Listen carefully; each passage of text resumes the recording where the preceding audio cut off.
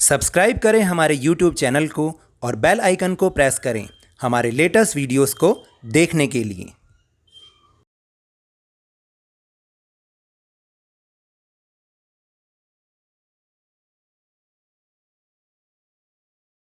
हमेशा की तरह इस वर्कशीट में भी क्वेश्चंस के आंसर्स लिखने की कोशिश की गई है। कृपया इसे एंड तक देखें। Hello and welcome to Lavneesh sir की क्लास। आज की ये शिक्षा निदेशालय राष्ट्रीय राजधानी क्षेत्र दिल्ली की वर्कशीट नंबर 22 जो कि क्लास 9 के स्टूडेंट्स के लिए है, ये बेस्ड है समाजवाद पर। आखिर ये समाजवाद होता क्या है? समाजवाद उस विचारधारा को कहते हैं जिसमें समाज के सभी लोगों को बराबरी का दर्जा दिया जाता है, सभी आम लोगों को महत्व दिया जाता है, यानी इसमें अमीर गरीब में कोई अंतर नहीं होता। जबकि इसके विपरीत जो पूंजीवादी विचारधारा है उसमें केवल और केवल अमीर लोगों पर ही ध्यान दिया जाता है और गरीबों का शोषण किया जाता है। तो चलिए चलते हैं और समझते हैं इस वर्कशीट को मेरे साथ। सबसे पहले जानते हैं कि समाजवाद का अर्थ क्या होता है। इस शब्द का प्रयोग अलग अलग समय, स्थान और लोगों द्वारा अलग अलग उद्देश्यों और संदर्भ में किया जाता रहा है। समाजवाद आर्थिक और सामाजिक विषयों पर विचार करते हुए धन संपत्ति के स्वामित्व और उनके वितरण को समझाता है। तो चलिए अब चलते हैं और जानते हैं कि समाजवाद की प्रमुख विशेषताएं क्या हैं, यानी इस विचारधारा में कौन कौन सी बातों को शामिल किया जाता है। सबसे पहले समाजवाद निजी संपत्ति पर आधारित अधिकारों का विरोध करता है, यानी इसके मुताबिक जो भी संपत्ति है देश की या किसी की भी निजी संपत्ति नहीं होनी चाहिए। जो भी संपत्ति है उस पर पूरे देश या सरकार का अधिकार होगा। दूसरी विशेषता है यह पूंजीवाद और मुक्त व्यापार के खिलाफ है, क्योंकि इनका मानना है कि पूंजीवाद केवल अमीर लोगों पर ही ध्यान देता है और अमीर और गरीब लोगों के बीच की खाई को बढ़ाता जाता है। इसमें गरीबों का शोषण होता है। तीसरी विशेषता है इनके अनुसार उत्पादन और वितरण समाज या राज्य यानी कि सरकार के हाथ में होना चाहिए। मतलब है कि देश में जो भी उत्पादन होगा और उसको जो भी जिन लोगों में भी वितरित किया जाएगा वो उसका पूरा का पूरा अधिकार समाज या राज्य यानी कि सरकार के हाथ में होना चाहिए, ना कि किसी व्यक्ति के हाथ में होना चाहिए, क्योंकि वह तो पूंजीवाद को बढ़ावा देगा नहीं तो। और आखिरी विशेषता है समाजवाद में राज्य और नागरिकों के कर्तव्य व अधिकारों के वितरण पर भी विचार किया गया है, यानी कि इसमें नागरिकों को भी अधिकार दिए जाने की बात की गई है। सभी नागरिकों को समानता, न्याय इत्यादि का अधिकार देने की बात की गई है। अब हम बात करते हैं कि यूरोप में समाजवाद आने की परिस्थितियां कैसे पैदा हुई। क्या आप जानते हैं इस समाजवाद से पहले पूरे यूरोप में व्यक्तिवाद चलता था, यानी राजाओं का शासन चलता था। लेकिन धीरे धीरे उन निरंकुश राजाओं के शासन से लोगों ने मुक्ति और लोकतंत्र व समाजवाद की भावना पूरे यूरोप में फैलती चली गई। लेकिन इसकी शुरुआत हुई कहाँ से? इसकी शुरुआत हुई 1789 की फ्रांसीसी क्रांति से। फ्रांसीसी क्रांति से समानता, बंधुत्व यानी कि भाईचारा, न्याय जैसे विचारों का पूरे यूरोप में फैलना, ये इसका पहला कारण था। दूसरा कारण था सामंतवाद का कमज़ोर होना और नए राष्ट्रों के उदय होने की भावना। यानी कि सामंतवाद क्या होता था? सामंतवाद राजा के ही कुछ अधिकारी होते थे जो कि राजा की ओर से शासन चलाते थे और लोगों का शोषण करते थे।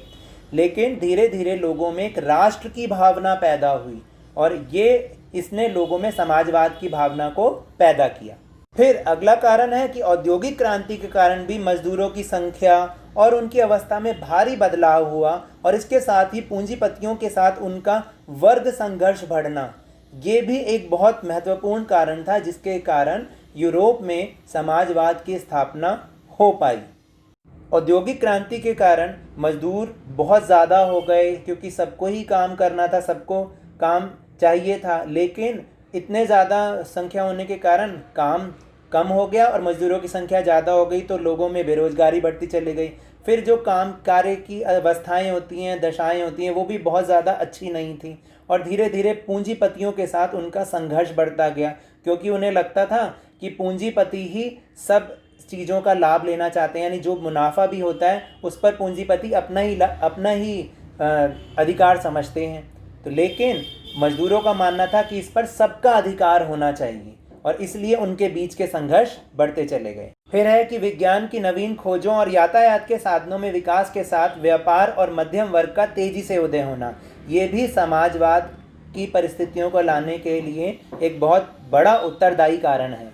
आखिरी पॉइंट है कि कार्ल मार्क्स, फ्रेडरिक एंजल और हीगल जैसे समाजशास्त्रियों का प्रभाव, उन्होंने अपनी किताबों में समाजवाद के विचार को इतना बढ़ाया कि लोगों के मन में भी अब समाजवाद का विचार पनपने लगा, लोगों को ये विचार अच्छा लगने लगा और इस तरह से पूरे यूरोप में समाजवाद फैलता चला गया। अब बात करते हैं यूरोप में बदलते हालातों की। जैसे पहले केवल पुरातनवादी विचार वाले लोग ही यूरोप में रहते थे, वही उन्हीं के विचारधारा ही चलती थी, लेकिन धीरे धीरे जब समाजवाद आया तो बहुत सारे लोगों के विचार भी बदलते चले गए और इससे यूरोप के हालात भी बदलते चले गए। तो 3 विचारधाराओं वाले लोग अब इस समय यूरोप में थे। नंबर 1, जिन्हें हम पुरातनवादी विचार वाले लोग कहते हैं, उन्हें कंजर्वेटिव भी कहते हैं। ये वो लोग होते हैं जो पुराने शासन तंत्र यानी कि राजतंत्र और सामंतवादी राजनीतिक व्यवस्था के समर्थक थे, यानी राजाओं के राज का समर्थन करते थे। नंबर 2, जिन्हें हम रेडिकल या आमूलचूल परिवर्तनवादी लोग कहते हैं, वो कौन होते हैं? आबादी में बहुमत के आधार पर शासन चाहते थे, यानी ये चाहते थे कि आबादी में, पूरी जनसंख्या में जिसका बहुमत हो, शासन उसी का हो और सभी प्रकार के विशेष अधिकारों के खिलाफ थे, यानी किसी के पास भी किसी तरीके का कोई विशेष अधिकार नहीं होना चाहिए। संपत्ति केवल कुछ लोगों के पास ही हो, इसका भी विरोध करते थे, जैसे कि पूंजीवाद में होता है। पूंजीवाद में क्या होता है कि बहुत कम लोग ऐसे होते हैं जिनके पास ज़्यादा संपत्ति होती है, तो ऐसी विचारधारा का ये विरोध करते थे। और एक थे उदारवादी लोग यानी कि लिबरल लोग।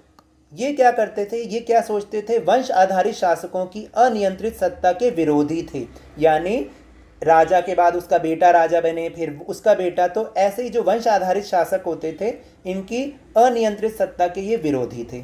न्यायपालिका द्वारा स्थापित कानूनों से शासन व्यवस्था चाहते थे, यानी न्याय के लिए एक न्यायपालिका होनी चाहिए जो कि न्याय कर सके, और शासन धर्म के स्थान पर संविधान द्वारा नियंत्रित करने के समर्थक थे, यानी धर्म के आधार पर शासन नहीं होना चाहिए, यानी धर्म का शासन नहीं होना चाहिए, बल्कि संविधान का शासन होना चाहिए, क्योंकि संविधान सभी लोगों को बराबर समझता है।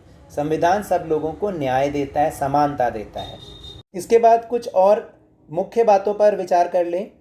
पेरिस कम्यून का गठन, जो कि मजदूर कामगारों का प्रथम विशाल संगठन था। दूसरा पॉइंट, जगह जगह सामाजिक और राजनीतिक क्लबों का निर्माण हुआ, जहां खूब गर्मा गर्म बहस हुआ करती थी। और तीसरा पॉइंट, महिलाएं भी अब सार्वजनिक जीवन में बड़ी संख्या में आने लगीं। तो धीरे धीरे पूरे यूरोप में ये बदलाव हो रहा था, हालात इस तरीके से बदलते चले जा रहे थे। चलिए अब बात करते हैं अपने प्रश्नोत्तर की।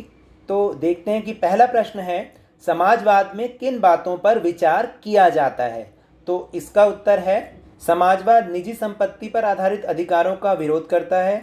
नंबर 2, यह पूंजीवाद और मुक्त व्यापार के खिलाफ है। 3, इनके अनुसार उत्पादन और वितरण समाज या राज्य यानी कि सरकार के हाथ में होना चाहिए। और नंबर 4, समाजवाद में राज्य और नागरिकों के कर्तव्य व अधिकारों के वितरण पर भी विचार किया जाता है। ये अब चलते हैं प्रश्न नंबर 2 पर। समाजवाद धन और उत्पादन के साधनों पर क्या विचार प्रकट करता है? सबसे पहले हम बात करते हैं कि समाजवाद के धन पर क्या विचार हैं। समाजवाद निजी संपत्ति पर आधारित अधिकारों का विरोध करता है। नंबर 2, ये पूंजीवाद और मुक्त व्यापार का विरोध करता है। बात करते हैं समाजवाद के उत्पादन के साधनों पर क्या विचार है। समाजवाद के अनुसार उत्पादन और वितरण समाज या राज्य यानी कि सरकार के हाथ में होना चाहिए। अब चलते हैं प्रश्न नंबर 3 पर। यूरोप में किन किन परिस्थितियों के कारण समाजवाद समर्थक विचार फैले? पहला पॉइंट है, फ्रांसीसी क्रांति से समानता, बंधुत्व यानी कि भाईचारा, न्याय जैसे विचारों का पूरे यूरोप में फैलना। दूसरा पॉइंट है, सामंतवाद का कमजोर होना और नए राष्ट्रों के उदय की भावना होना। तीसरा पॉइंट है, औद्योगिक क्रांति के कारण मजदूरों की संख्या और अवस्था में भारी बदलाव के साथ पूंजीपतियों के साथ वर्ग संघर्ष बढ़ना। चलिए अब चलते हैं प्रश्न नंबर 4 पर। रेडिकल यानी आमूल परिवर्तनवादी और लिबरल उदारवादी वैचारिक रूप से किस तरह अलग थे? तो रेडिकल लोग जो होते थे वो आबादी में बहुमत के आधार पर शासन चाहते थे, सभी प्रकार के विशेष अधिकारों के खिलाफ थे और संपत्ति केवल कुछ लोगों के पास ही हो इसका विरोध करते थे। इसे आप 3 अलग अलग पॉइंट में लिख सकते हैं। उदारवादी यानी कि लिबरल लोग वो होते थे जो कि वंश आधारित शासकों की अनियंत्रित सत्ता के विरोधी थे, नंबर 1 पॉइंट। नंबर 2, न्यायपालिका द्वारा स्थापित कानूनों से शासन व्यवस्था चाहते थे। नंबर 3, शासन धर्म के स्थान पर संविधान द्वारा नियंत्रित करने के समर्थक थे। इसे भी आप 3 अलग अलग पॉइंट में लिख सकते हैं। चलिए अब चलते हैं प्रश्न नंबर 5 पर। आपको मजदूरों और पूंजीपतियों के बीच संघर्ष के क्या कारण लगते हैं, संक्षेप में लिखिए। देखिए, मजदूर हमेशा से ही पूंजीपतियों का विरोध करते थे क्योंकि वो पूंजीवाद का विरोध करते थे। इस और भी कुछ कारण थे तो उनको देखते हैं। मजदूरों और पूंजीपतियों के बीच संघर्ष का क्या कारण रहा? पहला, उद्योगीकरण। उद्योगीकरण के कारण मजदूरों की संख्या बढ़ गई जिससे काम करने वाले अधिक और काम के अवसर कम हो गए। मतलब कि नौकरियां तो थी लेकिन काम करने वाले ज्यादा हो गए। दूसरा पॉइंट है कार्य की दशाओं का अच्छा ना होना, यानी काम के लंबे घंटे, ये पाली बहुत लंबी होती थी और मजदूरी भी बहुत कम। तीसरा पॉइंट था बेरोजगारी। औद्योगिक वस्तुओं की मांग में गिरावट आ जाने पर तो बेरोजगारी और ज्यादा बढ़ जाती थी क्योंकि लोग हाथ से बनी हुई चीजों को ज्यादा पसंद करते थे। और चौथा पॉइंट, पूंजीपति मुनाफे पर यानी लाभ पर अपना अधिकार समझते थे, जबकि मजदूर ये चाहते थे कि वो सभी में बराबर बटे क्योंकि वो है तो सभी की मेहनत का फल। ये थी आज की वर्कशीट। अगर आपको मेरे समझाने से थोड़ा सा भी समझ में आया हो तो इस चैनल को ज़्यादा से ज़्यादा सब्सक्राइब कीजिए, लाइक कीजिए और ज़्यादा से ज़्यादा शेयर कीजिए। और मेरे साथ इसी तरह वर्कशीट को समझते रहिए और ध्यान और मन लगाकर जरूर पढ़ते रहिए। धन्यवाद।